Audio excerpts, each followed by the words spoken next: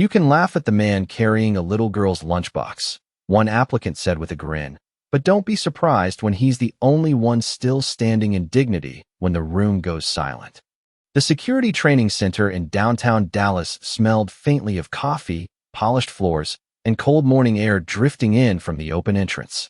Men in fitted tactical jackets stood in small groups near the registration desk, trading stories about private contracts, executive protection jobs, and years spent building reputations. Then Ethan Walker stepped inside wearing worn boots, dark jeans, and a plain navy shirt that had been ironed carefully sometime before sunrise. In his left hand was a weathered backpack. Clipped to the side was a pink lunch container with cartoon stars on it. Conversation slowed. One man looked down at the lunchbox and smirked. Another elbowed his friend. Ryan Mercer, broad-shouldered and confident, leaned back against the wall and let out a quiet laugh. "Wrong building, buddy," he said. "Daycare's 2 blocks over." A few people chuckled. Ethan simply nodded and walked toward the sign-in table. He placed his ID down without lifting his eyes. Behind the glass office above the training floor, Charlotte Hayes watched everything. CEO of Hayes Executive Security. 34 years old. Precise. Calm. Respected. She had built the company after inheriting almost nothing except debt and stubborn determination. Today she needed one new bodyguard position filled. She expected former military operators, experienced protection agents, men with polished resumes. She did not expect the quiet father carrying a child's lunchbox. Ethan stepped aside after registering and moved near the windows. Morning light crossed his face. A pale scar rested near his wrist before disappearing beneath his sleeve. His phone vibrated. The screen lit up with one word. "Lily." Ethan answered immediately. His voice changed at once. Softer. Warmer. "Hey, Peanut." A small voice came through. "Daddy, did you get there?" Ethan smiled. "Yeah, I'm here. Are you gonna win?" He looked across the room, where laughter still floated behind him. "I don't need to win." "Then what do you need?" Ethan glanced at the lunchbox hanging from the backpack. "I just need enough for those art markers you wanted." Silence came from the other end for a second. Then Lily laughed softly. "The big pack." Ethan smiled again. "Maybe even the 64-color one." He ended the call and slipped the phone away. Ryan watched him from across the room. "So that's it?" he asked loudly. "Single dad trying to play hero?" Ethan remained quiet. The room felt colder somehow. Sunlight stretched across the polished floor. Dust drifted through the beams near the windows. Charlotte folded her arms upstairs and kept watching the man everyone had already judged. Because for the first time that morning, she had the strange feeling that the least impressive person in the building might be hiding the heaviest story. The orientation session began 10 minutes later, and the energy inside the training center shifted from casual confidence to quiet competition. Applicants moved toward the marked floor while staff members prepared clipboards and evaluation sheets. Ethan remained near the back, hands folded, backpack resting beside his boots. The pink lunch container still hung from the side, bright against the dark fabric like it belonged in another world entirely. Ryan glanced over and shook his head. "You really brought that in here?" he asked with a half smile. "Man, this job is not for people who need to leave early for school pickup." A few men laughed again. Ethan looked up calmly. "School pickup matters," he said softly. Ryan smirked. "Not in this line of work." Ethan did not answer. His eyes moved toward the windows where morning light painted long stripes across the polished floor. Dust drifted slowly through the air. Somewhere in the building a coffee machine clicked on. Upstairs, Charlotte stood with a tablet in hand as names and backgrounds scrolled across the screen. Former law enforcement. Corporate security. Executive transport specialists. Then she reached Ethan Walker. The file stopped almost immediately. Address. Emergency contact. Daughter. Employment history incomplete. No public awards. No social media presence. No references beyond temporary work and private. Contracts. One word sat alone near the bottom. Retired. Charlotte frowned. She had seen incomplete files before, but never one that looked as if someone had carefully erased every chapter. Down below, the applicants were asked to introduce themselves briefly. One by one they stepped forward. Accomplishments filled the room. Years of experience. Certifications. Training programs. Ryan spoke confidently about competitions and high-profile clients. Applause followed him back to his place. Then Ethan was called. He stood. The room waited. "Ethan Walker," he said. "I am a father." Silence settled for a second. Someone in the back almost laughed. Ethan continued. "I have one daughter. She is 8 years old. She likes art, blueberry pancakes, and collecting smooth rocks from parks." Ryan looked confused. Charlotte lowered her tablet. Ethan glanced toward the backpack beside him. "I am here because she believes I can do hard things." He sat down. No titles. No stories. No attempt to impress anyone. The room moved on, but Charlotte did not. Something about the way he spoke felt different. Not proud. Not broken. Just steady. Like a man carrying weight without asking anyone to notice. Her assistant stepped beside her. "You want me to move him out before the practical round?" Charlotte kept watching Ethan below. Sunlight rested across one side of his face, while the other stayed in shadow. He looked less like someone chasing opportunity and more like someone keeping a promise. "No," she said quietly. "Leave him in." At that moment, Ethan's phone vibrated again. A picture message from Lily appeared on the screen. A crayon drawing of two people holding hands beneath a bright yellow sun. Across the top, she had written in uneven letters, "You got this, Daddy." The practical evaluation started just after 11 in the morning. The training floor had been rearranged with marked lanes, timing stations, and observation tables. Staff members moved quietly between clipboards while applicants stretched, adjusted gloves, and prepared themselves. Outside the tall windows, the Dallas skyline shimmered beneath a pale blue sky. Inside, tension sat in the room like an extra person nobody could ignore. Ethan remained near the edge of the floor. He had taken Lily's drawing from his phone and looked at it one more time before slipping the device back into his pocket. Ryan noticed. "Still checking messages from home?" he asked. "You better focus. This is where people get separated." Ethan lifted his eyes. "People get separated long before this room," he answered quietly. Ryan frowned. "What is that supposed to mean?" Ethan looked across the floor where applicants waited for instructions. "Some people chase respect," he said. "Some people protect what they love. Those are not the same thing." Ryan laughed once and turned away. Up above, Charlotte heard every word through the observation speakers. She should have been reviewing scores. Instead, she kept watching the man who never tried to take attention and somehow kept pulling it toward him. The lead evaluator stepped forward and explained the next exercise. Pairs would rotate through judgment drills, awareness tests, and control scenarios designed to measure patience under pressure. No one was competing yet. Still, the room behaved like a contest had already begun. Names were called. Teams formed. Ryan moved through every station with visible confidence. He smiled at staff. He nodded toward Charlotte whenever he thought she was watching. Then the final pairing appeared on the board. Ryan Mercer. Ethan Walker. A low murmur passed through the room. Someone whispered that it would finally settle the joke. Another person folded their arms and waited. Ryan walked toward center floor with the easy swagger of a man expecting applause. Ethan stayed where he was for one extra second. His hand rested briefly on the backpack beside the wall.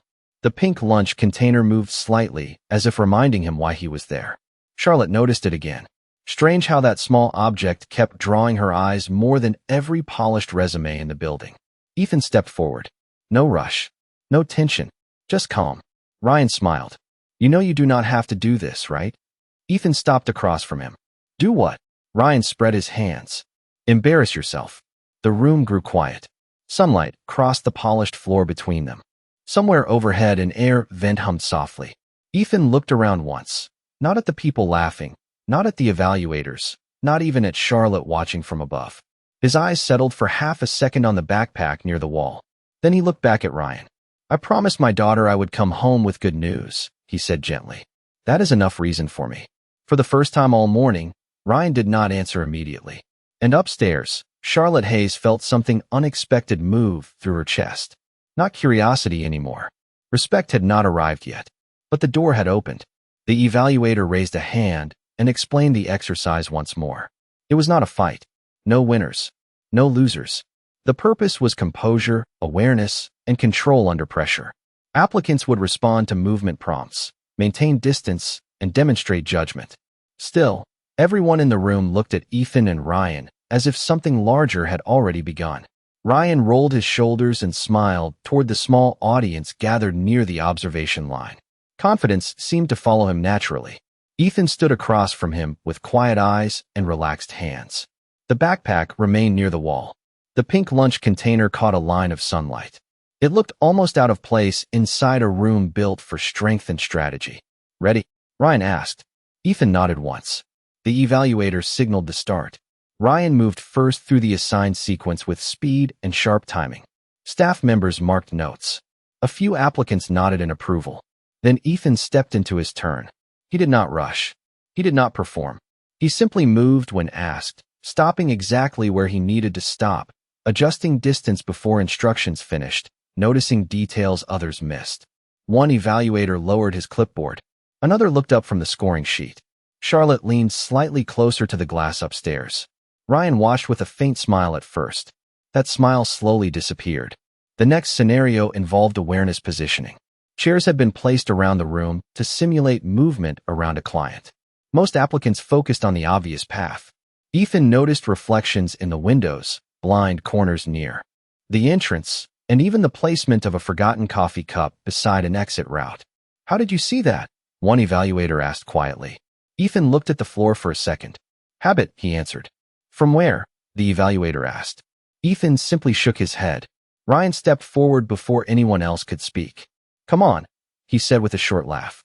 "Nobody is that calm walking into this cold." Ethan looked at him. Ryan continued. "You act like you have done this your whole life." Silence settled again.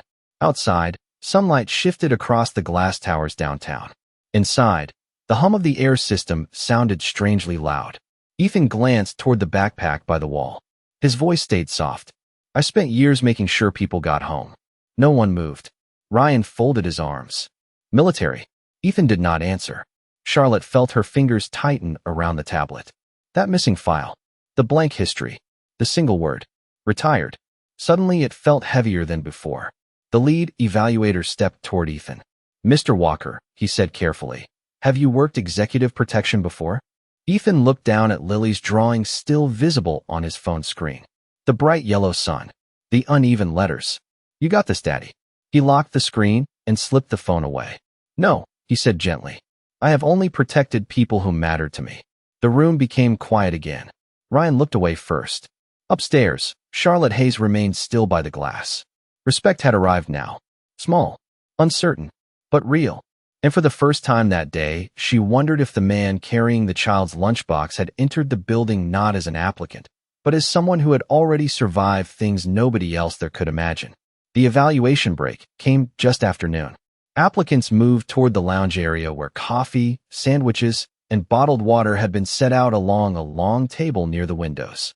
Conversations returned, but the mood had changed. The jokes were quieter now. The smiles were more careful. Ethan sat alone near the far side of the room with his backpack beside him. He opened the front pocket and pulled out a folded sheet of paper. It was another drawing from Lily.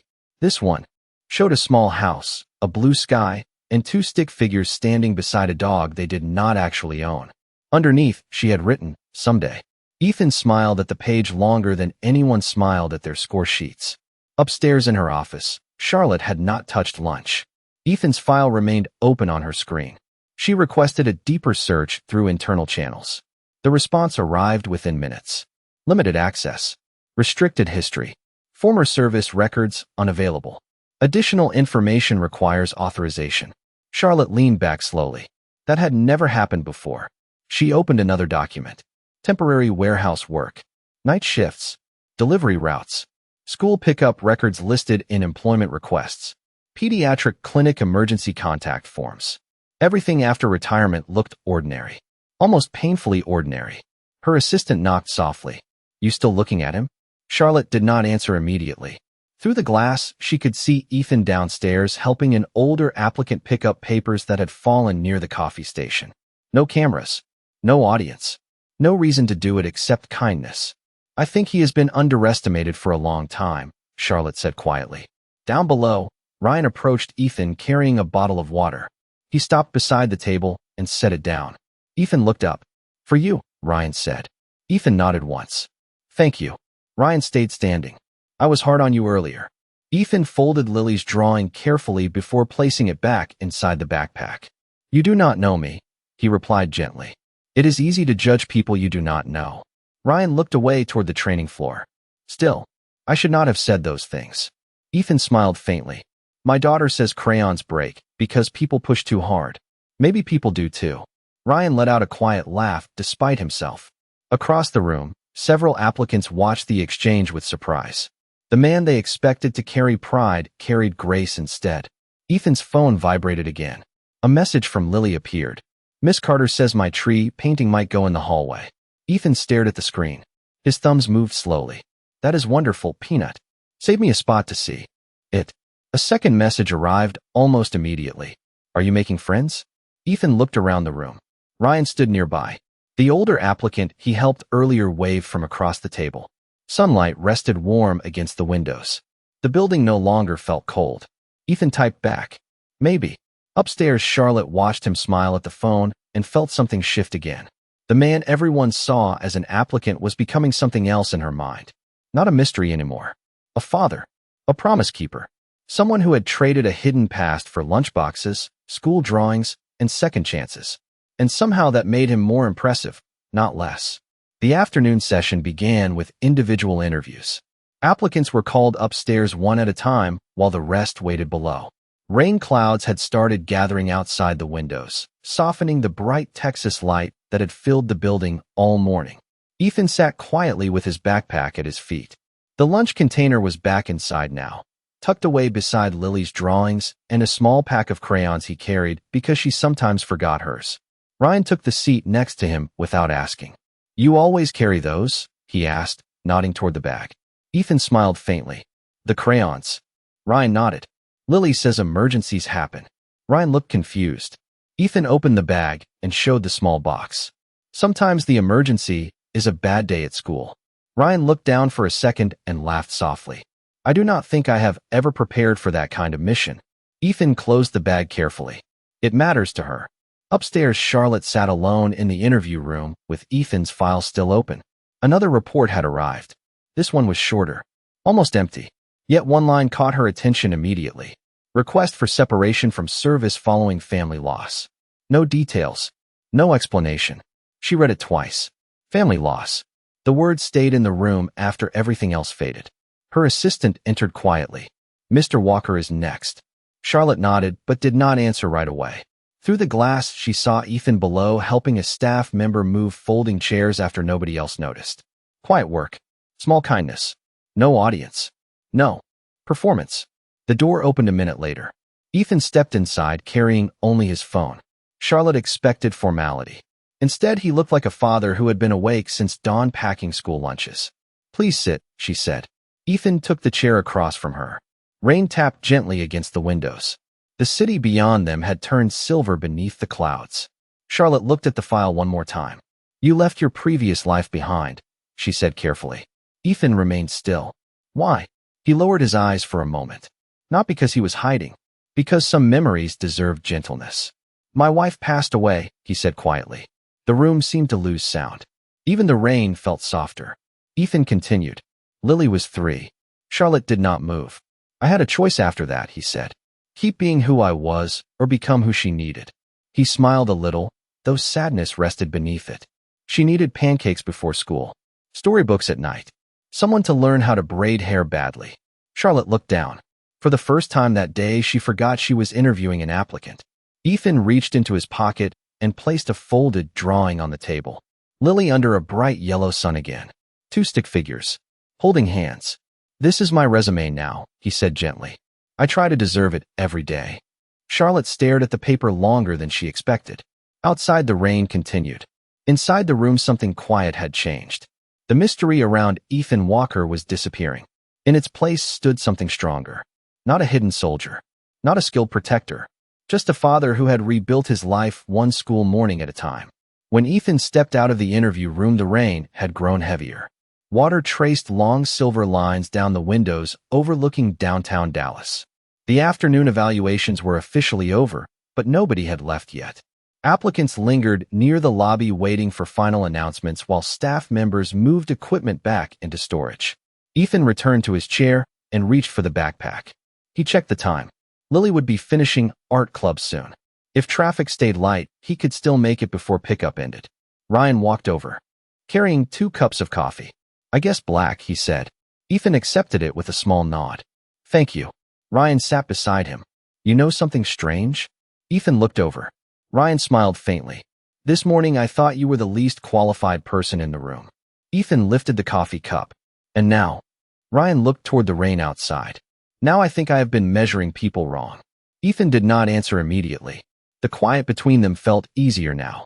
Upstairs, Charlotte remained in her office reviewing final notes when her phone lit up. Unknown number. She almost ignored it. Instead, she answered. Silence. Then a voice she recognized from months earlier. Cold. Controlled. The conversation lasted less than 20 seconds. When it ended, Charlotte lowered the phone slowly. Her expression changed. The confidence everyone saw in public had cracks after all. She stepped to the window. Down below, Ethan sat with Ryan, speaking softly about children, school lunches, and how impossible it was to remove glitter from a car seat. It looked ordinary, peaceful, human. Charlotte realized she had not spoken about ordinary things with anyone in weeks. Her assistant entered. Everything okay? Charlotte placed the phone face down. Someone from my past reached out. The assistant paused. Do you need security for tonight's investor dinner? Charlotte looked downstairs again. Ethan was helping an employee stack folding chairs. Even now, even after a full day, still helping. Maybe, she said quietly. Back in the lobby, Ethan's phone vibrated. A video message from Lily filled the screen. She stood beside a classroom wall, smiling beneath her tree painting. Bright green leaves, blue sky, yellow sun. Daddy, Miss Carter picked mine, she said proudly. Ethan watched it twice. Ryan noticed the smile that followed. That painting must be good. Ethan shook his head gently. It is not about good. Ryan looked confused. Ethan locked the phone. She believed it deserved a wall. Rain tapped against the glass harder now. Evening shadows began sliding across the building. Charlotte came downstairs for the first time since lunch. Conversations quieted as she crossed the room. She stopped near Ethan. Everyone noticed. Ethan stood respectfully. Charlotte looked at the backpack, the folded drawings, the coffee cup in his hand.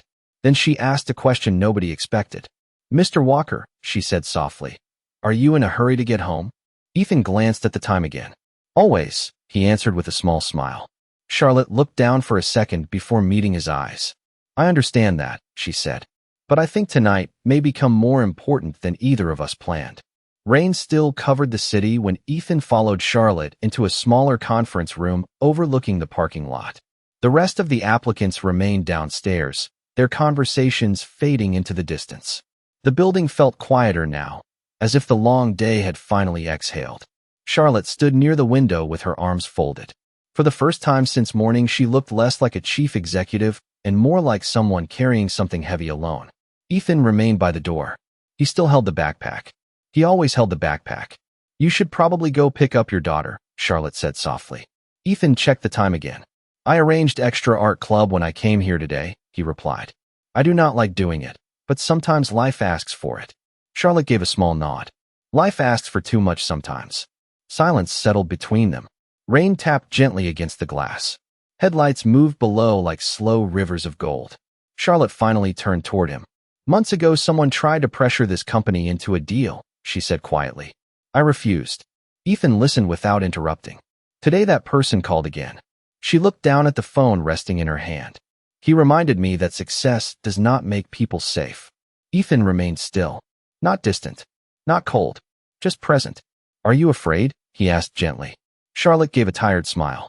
I think I forgot how to answer that question honestly. Ethan looked toward the rain outside. Lily gets afraid during storms, he said. Charlotte looked up. What do you do?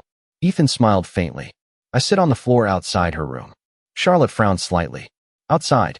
Ethan nodded. She knows I am there. She sleeps anyway. The room became quiet again. Charlotte lowered her eyes. You make everything sound simple. Ethan shook his head. No. I just learned that people do not always need solutions. He looked back at her. Sometimes they only need to know they are not alone. Downstairs, a staff member turned off lights in the training area. Shadows stretched across the empty floor where the day had started with laughter and judgment. The pink lunch container still rested beside Ethan's bag. Charlotte noticed it again. You really carry that everywhere? She asked softly. Ethan smiled. Lily says heroes carry supplies. Charlotte almost laughed. And crayons count. Ethan opened the front pocket and held up the small box. Especially crayons. She looked at them for a moment longer than expected. Then her phone vibrated again. Same number. Same silence waiting behind it. She did not answer this time. Instead, she set the phone down face first. Ethan noticed, but said nothing. Charlotte walked to the window. The city lights reflected across the glass beside her face. I built this company because I wanted people to feel protected, she said quietly. Funny thing is I forgot what that feels like myself. Ethan adjusted the strap of the backpack. His voice stayed calm. Maybe protection is not about standing in front of danger. Charlotte turned toward him. Ethan smiled gently. Maybe it is just staying when someone expects you to leave. The rain softened outside. Somewhere far below, a school bus rolled past through the evening traffic. And for the first time in a very long time, Charlotte Hayes did not feel alone in the room. The rain had almost ended by the time Ethan finally walked out of the building. The air outside smelled clean and cool, the kind of Texas evening that arrived quietly after a storm. Streetlights reflected across wet pavement like ribbons of gold. Ethan adjusted the backpack on his shoulder and checked the time one last time. He could still make it. Inside the front pocket rested Lily's drawings, the small box of crayons, and the promise he carried every day. Behind him, the glass doors opened. Charlotte stepped outside, holding an umbrella she no longer needed. Ethan turned politely. Mr. Walker, she called softly. He stopped. For a moment, neither spoke. Cars moved through the city. Water dripped from the edge of the building. Somewhere far away, a siren faded into the distance. Charlotte held a folder in one hand. The position is yours if you want it. Ethan looked at her quietly. You have not even finished the process. Charlotte smiled a little. I finished it hours ago. Ethan glanced down. There were people with stronger resumes. Charlotte nodded. Yes. People with more experience. She nodded again. Also true. Ethan looked back up. Then why me? Charlotte held the folder against her side. Because today I saw something nobody else brought into that building. Ethan waited. Charlotte looked toward the backpack. You brought a reason bigger than yourself. Silence settled gently between them. Ethan lowered his eyes for a second. The city lights reflected in the water near his boots. I need to pick up my daughter, he said softly. Charlotte smiled. Then do that first. Ethan turned to leave. After a few steps, Charlotte called again. Mr. Walker. He looked back. Her voice had changed. Softer now. Human. Thank you for staying. Ethan gave a small smile. You said tonight mattered. Charlotte nodded slowly. It did. 20 minutes later, Ethan pulled into the elementary school parking lot. The building was nearly empty. Lights still glowed from the art room. Lily came running the moment she saw him through the glass doors. She held a paper bag against her chest and nearly lost one shoe in her excitement. Ethan knelt as she wrapped her arms around him. Daddy, you came. Ethan laughed quietly. Always.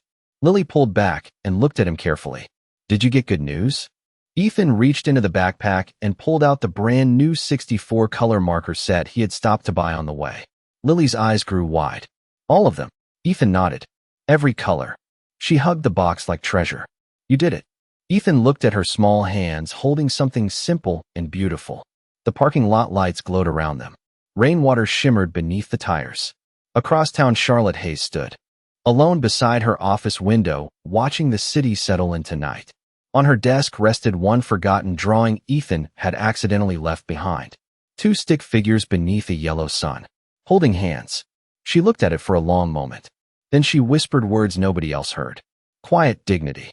And somewhere between the storm and the silence, the world finally stopped underestimating the man who carried crayons in a tactical backpack. If you enjoyed this story, please like, subscribe, and turn on notifications for more stories.